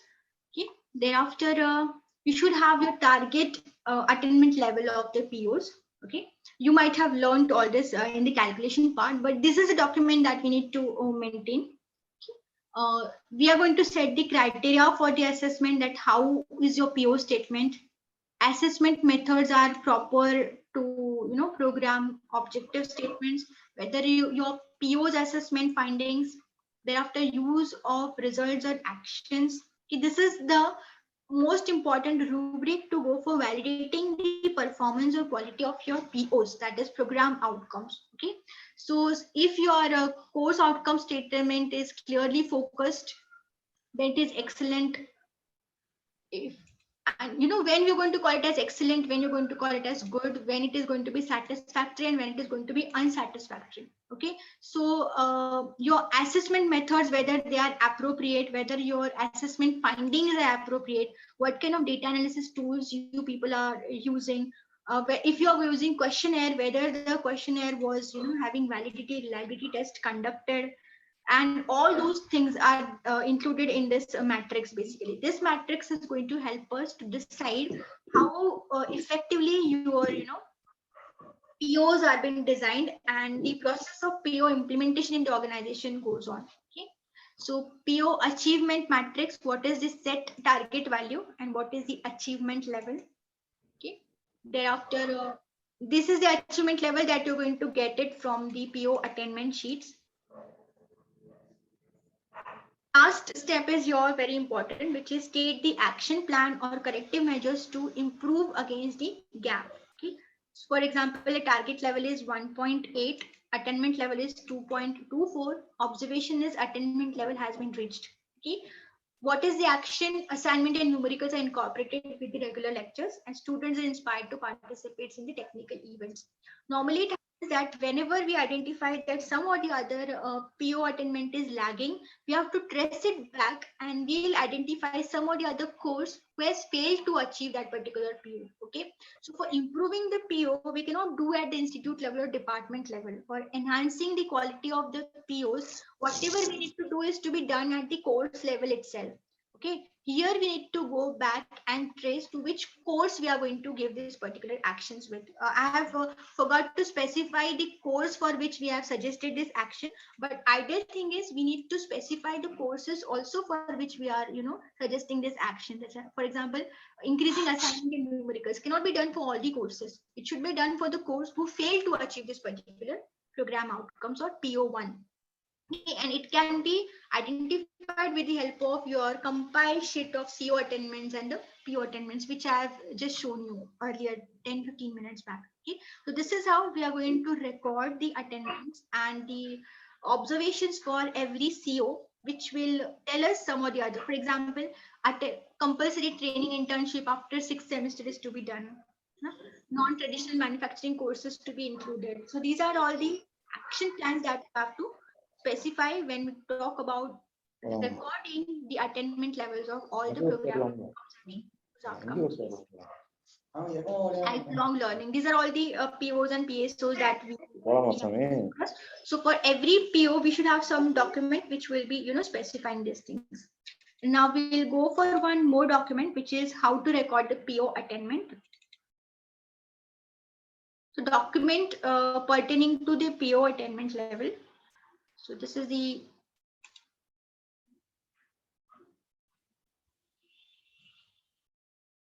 I hope the screen is visible.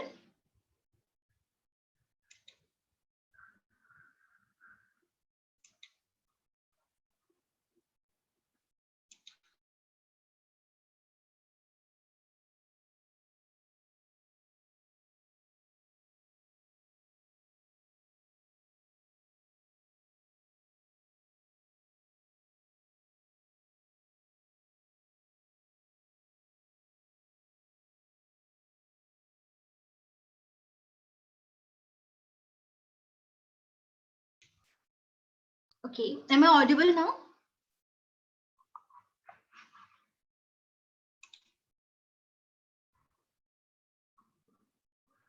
Okay, great. So this is the document which is pertaining to program outcomes, that we have to maintain the attainment records of the program outcomes. This is just one sample sheet that I'm showing from my own institute. So this is the courses, attainment levels, the correlation, as well as the multiplication factor that we are going to utilize for the calculation. So these are all the calculation part over here. So you have done the summation, direct attainment level we have recorded, then indirect attainment levels we have recorded. Okay, then overall attainment levels, which is direct as well as indirect attainment level, then actual attainment, what was the set attainment target, okay, what was the actual attainment, whether we have achieved, what was the status of it, okay, and if this based on this status, whether it is yes or it is no for that particular batch, we have to go for having the action plan that I've just shown, the earlier document which I showed to you. Okay, so this is how the documents pertaining to program outcomes would be maintained. Now we should also go for maintaining the document the way I showed you, that we need to maintain the documents for your concurrent assessments. That means direct attainment tools, your question papers, your rubrics, your concurrent assessment plans, teaching plans, and all are there in place. Okay, at the same time, all the tools that you're going to use for indirect assessment should also have documents to be maintained. So what are the documents we are expecting? So when I say indirect attainments, we are going to expect the documents with respect to the feedbacks or the surveys that we're going to conduct. Okay, so the surveys, whatever you people are going to conduct, should be maintained. So some of the formats that I show you, the surveys that we are conducting for various stakeholders. So this is one of the survey for the alumni. So one who is going to pass out from your organizations for measuring the PO attainments. So these are the alumni survey formats. Okay, attainment level of the alumni survey formats. So in this way, the survey formats for all the kind of, the stakeholders that you're going to go for, employers survey. There are n number of formats now here. Okay. I have shown you one more. I'm just showing one more, which is attainment of program outcomes. And here we have used input as a employers survey and all those things. Okay. So every indirect attainment tools that we are going to use, whatever course exit surveys are going to be there, or graduate exit surveys are there, or employers feedback, everything needs to be documented. Their analysis is to be worked out. The Excel sheets for the, or the working sheets for the analysis is to be maintained, and everything should be included in the course outcomes or program outcomes. Okay, so I'll just move back to the presentation slide which we were there on, because I have finished showing you all the documents which were pertaining to COs and POs. We'll just move back to the slide which we were on. Okay. Okay, so herein we have seen the documents pertaining to all COs, POs, process, direct attainments, curriculum gap filling. Now we'll go for PEOs. Okay, so PEOs, as I already told you, that it is a program educational outcomes or objectives which should be measured not immediately after the student passes out, but after few years when he has been in the industry. So that is done only with the help of survey, and most probably it is done with the help of alumni survey as well as the employers survey. Okay, we are then supposed to map our program outcomes with the program educational objectives, that is POs mapping to be done with the POs. As I told you, whenever I put this correlation factor here, where it is 3 to 1 or 0, every time I should be in position to justify it. So every number and correlation matrix, so every column or every cell which is showing number will be backed up by one paragraph, and that paragraph is going to be the justification statement why I'm saying that PO1 is correlated with PEO1 at level 3. Okay, this is basically being done at the department level. This is not to be done at the individual faculty level of mapping of the program outcomes with the program education objectives. Okay, we'll just move ahead. This was all that I talked about the documents that we need to pertain in department, and I showed you some of the templates which can be used for maintaining all the documents. Okay, we are heading towards the next part where we are supposed to, have little broader review. Okay, only maintaining this documentation and all won't serve purpose unless we have a proper vision to look at this particular process, entire quality initiative process.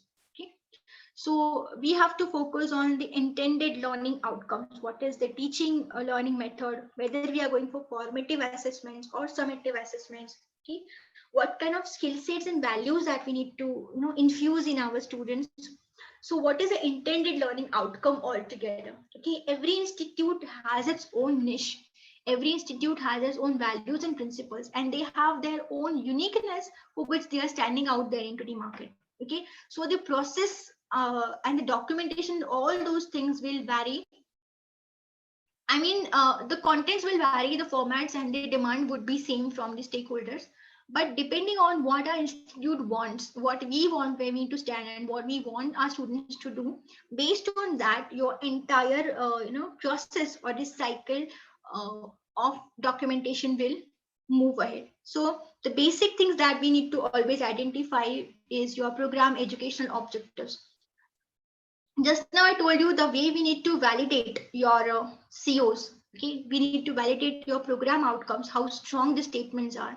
And in exactly a similar way, we also need to validate or revise whether your program education objectives, PEOs, are valid or not, because PEOs are going to, looking at the POs, we'll form POs, looking at the POs, we're going to form COs and design the contents and delivery methods and so on. Okay, so whether the mission statement is right, whether the vision statement is right, what is the process that you're going to follow. For example, for framing the PEOs, if it is done at university level, you don't have to do anything. But if you do it individually at the institute level, you have to maintain the documents related to how that PEO has come.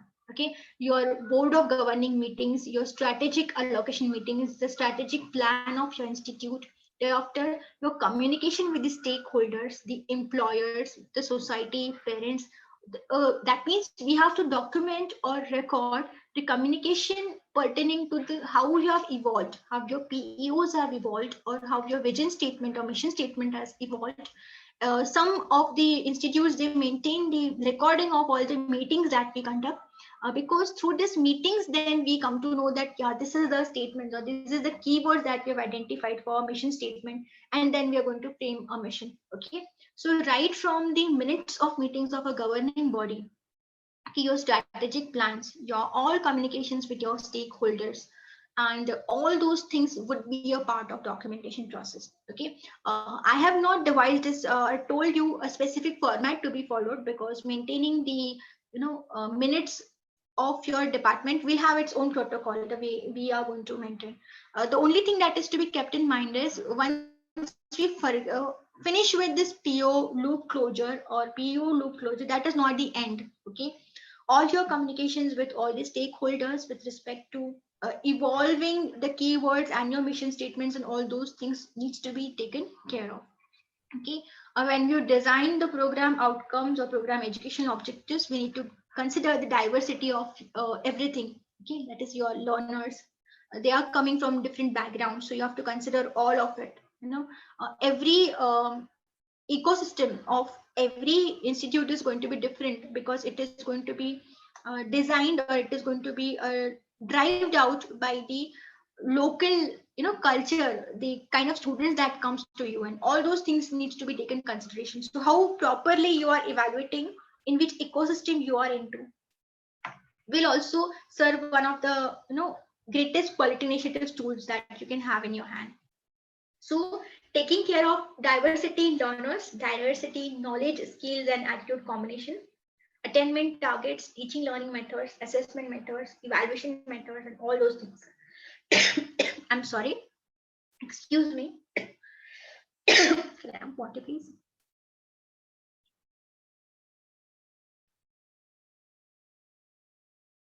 All right.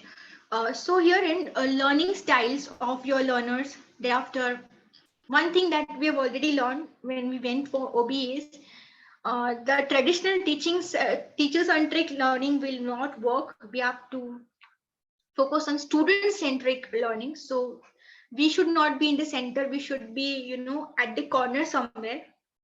We are going to utilize our skills, our knowledge, and all the teaching learning methods to deliver what we can best to our students. Okay. When it comes to documentation process, I have to keep in mind many things. Okay. I'll just go and to the last line, because these are the things we have discussed: Bloom's taxonomy, the pattern of your audience, that is whether in which category of learner they are into. Okay. Mappings, we know that what is to be mapped with what: POs to the mission, POs to the PEOs, then COs to the POs. And at the lower level, we have to map questions to the COs and questions to the CE and CEs. That means the lowest level of the element which needs to be mapped is the questions. Okay, so quality of your questions will decide the quality of your entire teaching learning process or the outcome based education, that can be said. Okay, so the question needs to be mapped with the COs, then COs to POs, then POs to POs, then POs to mission, and ultimately we're going to contribute for achieving vision of your institute. And documents for everything needs to be there. Validation process and attainment for each and everything needs to be maintained. Okay, this is all we have discussed. It was just a summary of what we have talked about. Okay, other documents pertaining to outcome-based education is we need to have your academic calendar, we need to have a timetable in place, then teaching plan, concurrent assessment plan, then content beyond syllabus. This is specifically designed for the institutes which are affiliated to university. Okay, if you are your own, have your own autonomous kind of setup, then you won't need some of the documents here, such as your content beyond syllabus and so on. Okay, university examination, then results, then CO attainment, then PO attainment, the comparison with target, analysis and action. So this is what is the entire quality loop. Your teaching learning process or outcome based education demands what documents. This is a cycle of the documents that we are expected to produce. Okay, this slide we have already discussed. Okay, and this is the last concluding slide from my side, that when I'm going to think about that, what are all documents I need to maintain from my end. I will have to see the characteristics of learners, then the assessments, then the resources available with me. Okay, then learners support, then skill sets which we need to deliver, and the content that we need to deliver. So every circle itself is demanding us to come up with some documents. Okay, we should not take a burden of it because we're doing this on a regular basis. The only thing is putting it on the paper, and only once you have to your thought process that in what format or how should I put it on the paper. Once it is done throughout the life, we just need to follow the process. Okay, and just by following the process, if it is helping us to evolve as a teacher, we should definitely do without bothering about who is asking me, whether it is required for me to do. Most of the faculties I have heard that they say it is not required, and it is taking our productive hours, and we don't get time for research and all those things. Quite understandable, because I'm also the part of teaching fraternity. I know the time phase and all that we have, but if you have the things in place, we don't have to rework back. It will improve you as a teacher, so you should definitely maintain all the documents, especially when we are claiming for outcome based education. Okay. That was all from my side or my end here. I would request the audience to pose any questions if they have, or any of the document you want me to go back and share with you people. I would be happy to listen some questions from your end. So as far as the contents from my end, I have completed everything over there. So if you have any of the doubts for whatever I've discussed, whatever formats that I've shown you, you please let me know. I can help you out in that.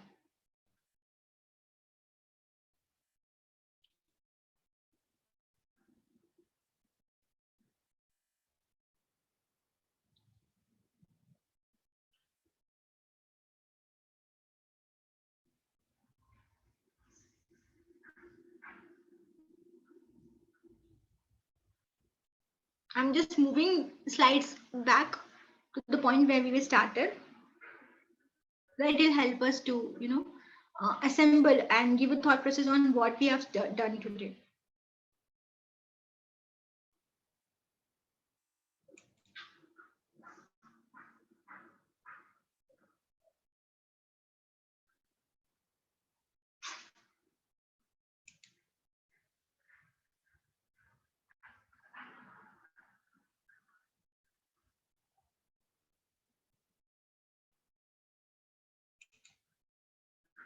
I just request organizers to take over and just see whether they have any doubts, or we can go for concluding the session, ma'am. Thank you, ma'am. I request all the participants to share your feedback and ask your queries now.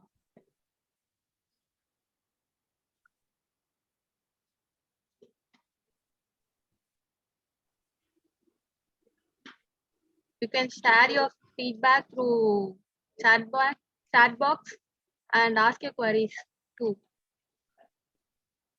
Yes, I would be interested more in the queries if I can help you in some or the other way. Sharing feedback won't be important for me, but at least you should just ask me if I can help you in any of the other documents and anything else.